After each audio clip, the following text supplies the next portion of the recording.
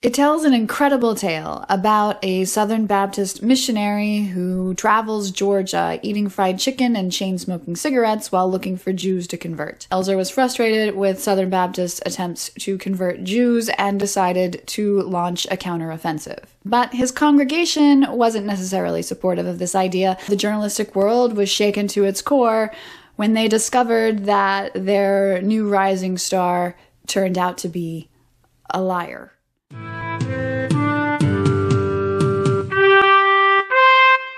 Hello everyone, welcome back to the channel. Here we look at the world of American religion through a historical lens.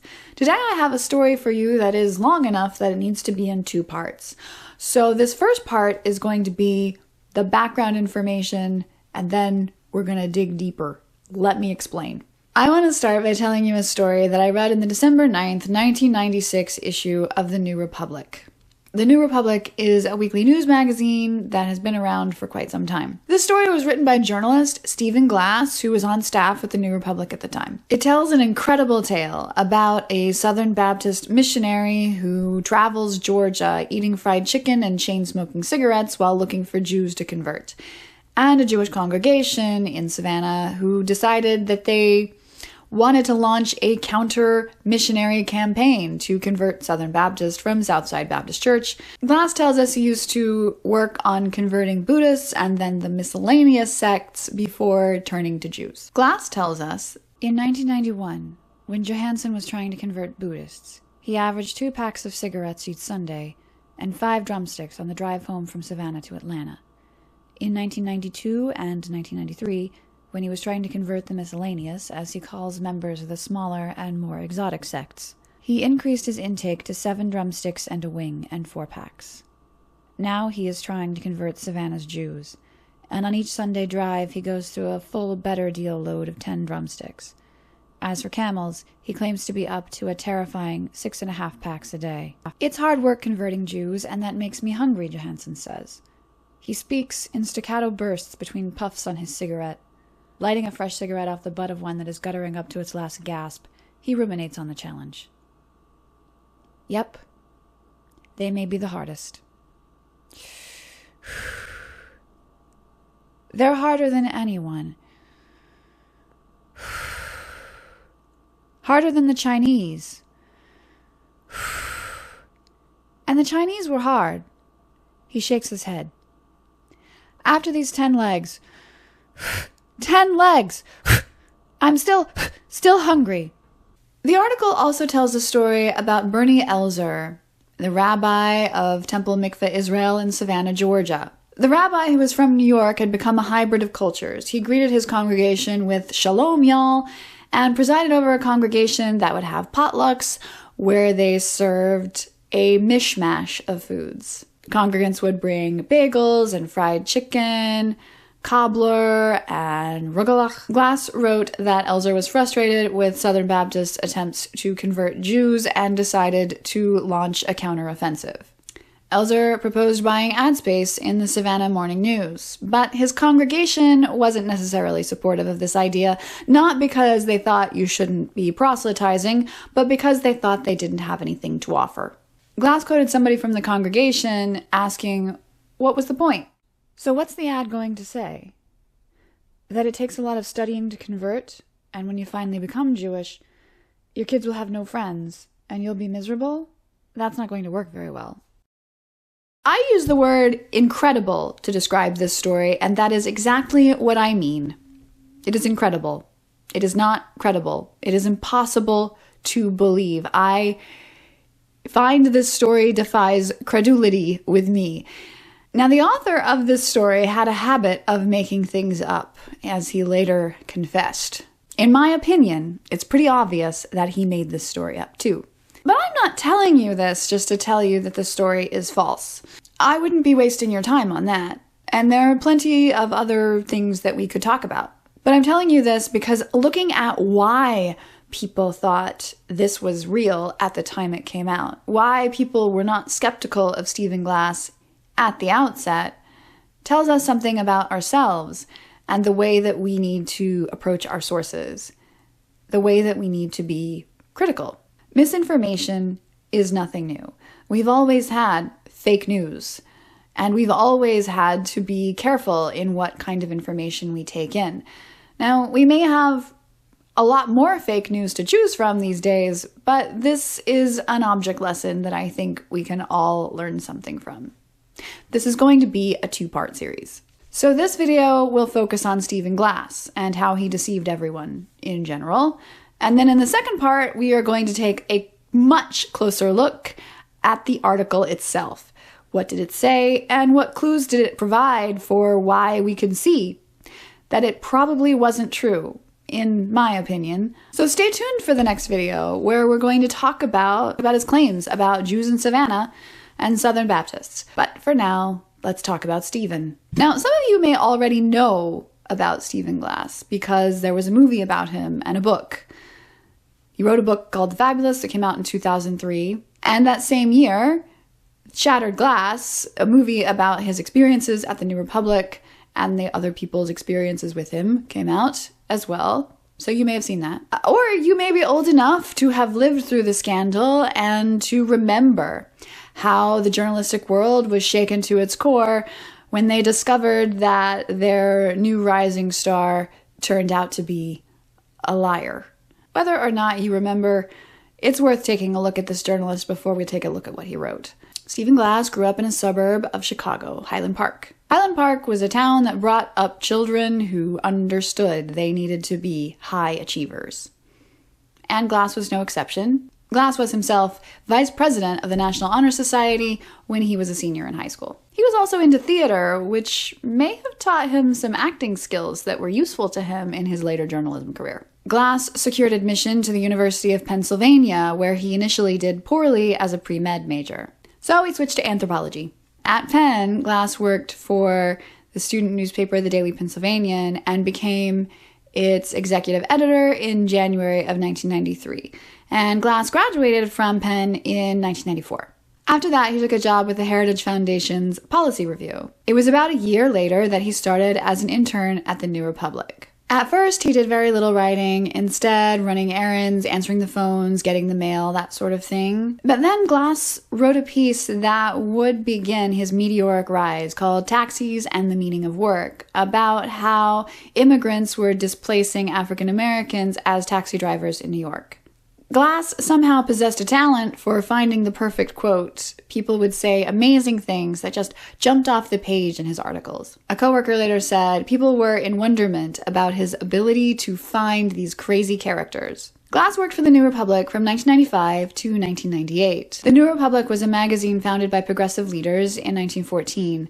Though the New Republic has had a liberal tilt, in 1991, when Andrew Sullivan took over as editor of the magazine, he took it in a more conservative direction. The New Republic thus became more centrist in the 1990s. When Sullivan stepped down in 1996, he was replaced by Michael Kelly, who wrote a lot of articles critical of the Clinton administration. So for Kelly, Glass wrote a story about the Center for Science in the Public Interest, which presented its head, Michael Jacobson, as arrogant and manipulative. It presented the center itself as peddling in hysteria over things like movie theater popcorn and Chinese food.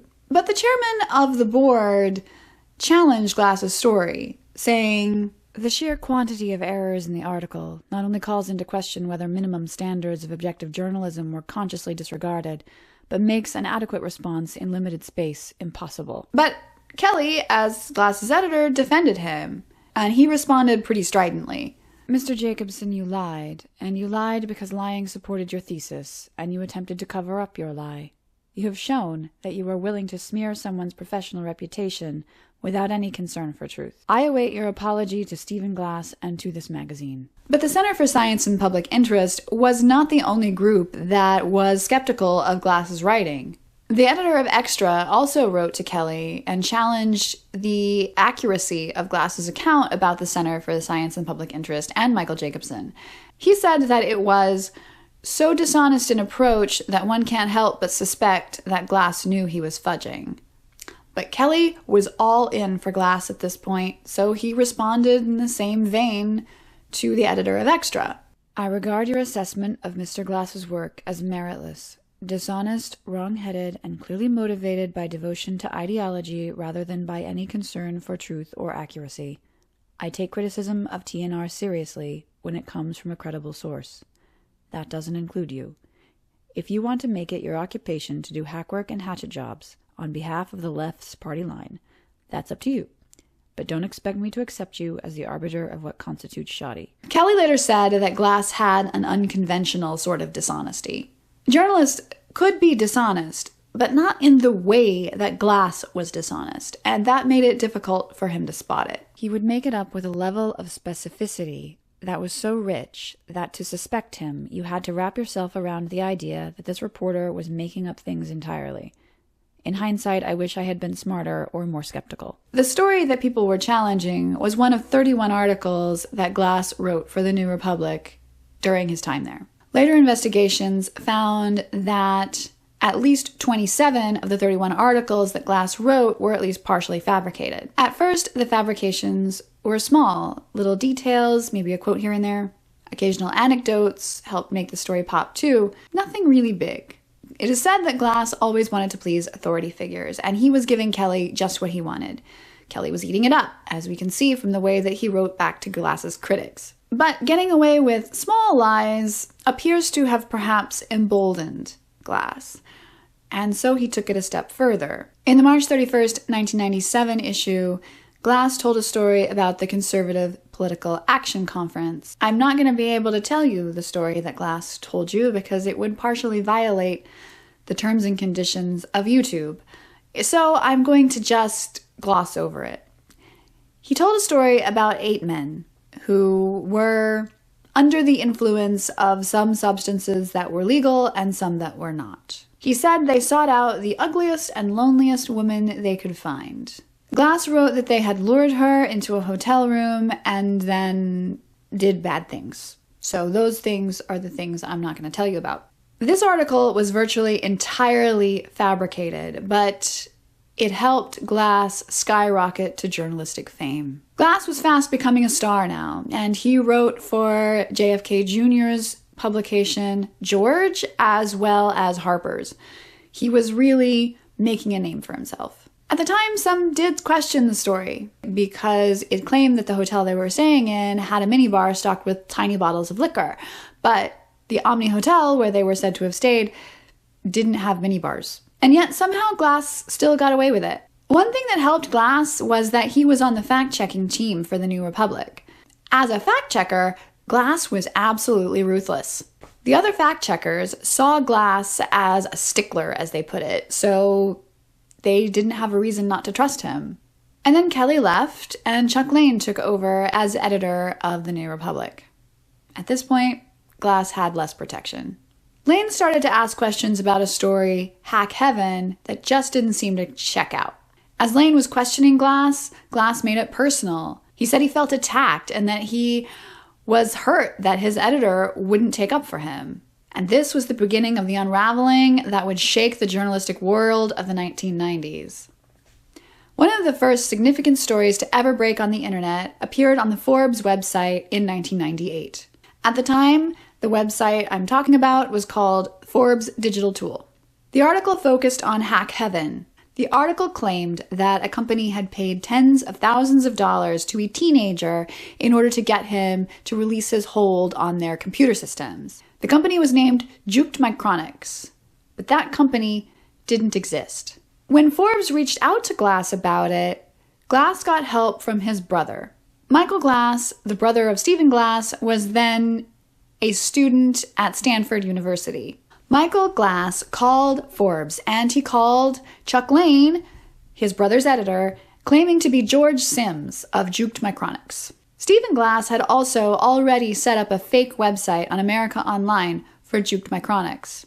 So when a Forbes editor pushed Glass about the website, Glass claimed that he had been deceived as well. He'd just been duped by hackers. On May 11th, 1998, Forbes ran the story online, and it began with an opener that was a little shocking. It's tough proving a negative.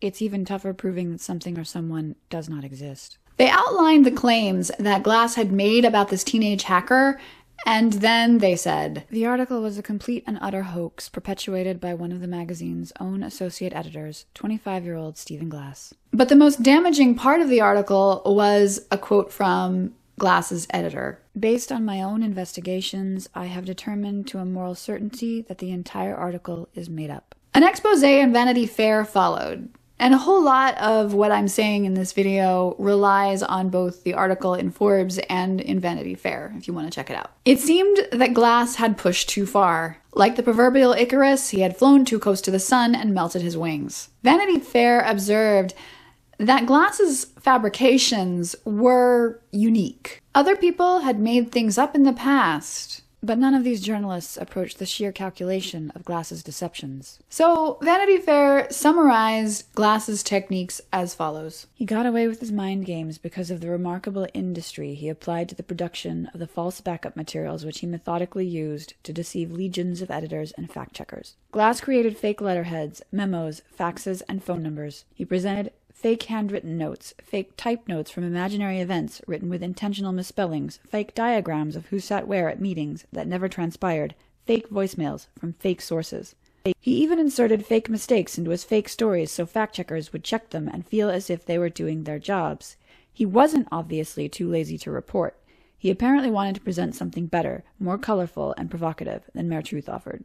Of course, the New Republic wasn't the only publication that had to backtrack, because it seems as though both George and Harper's had published content that Glass had made up. The editor of George, John F. Kennedy Jr., apologized to someone that Glass's sources, which turned out to be fabricated, had gossiped about. And Harper's terminated their contract with Glass when they discovered that 13 of the sources that were in Glass's article for them could not be verified. But the thing is, Glass's stories wouldn't really hold up to even the slightest scrutiny. Vanity Fair said nobody took his bluff. Glass just took it too far. The New Republic subsequently apologized with 2 editor's notes. The first to our readers appeared on June 1st, 1998. In this first note, they retracted Hack Heaven and said that Glass was no longer working for them. They asserted that they had a fact-checking apparatus, but such an apparatus was not cut out for someone like Glass.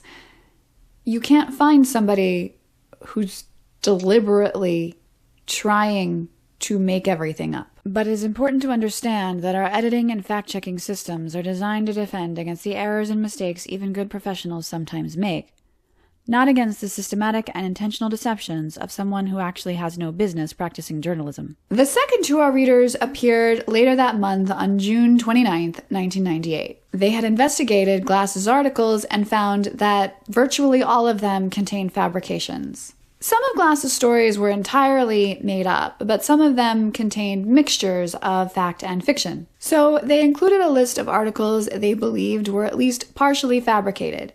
But the one that I started this video with, the one that I mentioned before, Shalom Y'all, it didn't make the list. So why might that be? That's what we're going to talk about in our next video. So please stay tuned, and that will be coming out soon.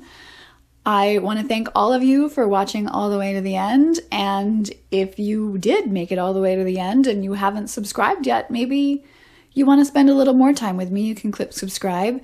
If you remember the story of Stephen Glass or something similar, please let me know in the comments. So until next time, my imaginary friends, please stay safe and stay curious. I will see you again soon. Bye-bye.